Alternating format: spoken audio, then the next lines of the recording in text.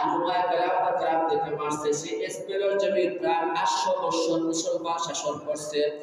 স্পেনের জমির মধ্যে মসজিদের মধ্যে আবদ্ধ করে সেই ইহুদি খ্রিস্টানরা মুসলমানদেরকে জ্বালিয়ে ভস্ম করে দিয়েছে। জাহাজের ভিতরে মুসলমান নারী পুরুষ জড়ো করছে। সেই জাহাজের ভিতরে মুসলমান নারী পুরুষদেরকে জ্বালিয়ে ভস্ম করে দিয়েছে ইহুদি খ্রিস্টানরা।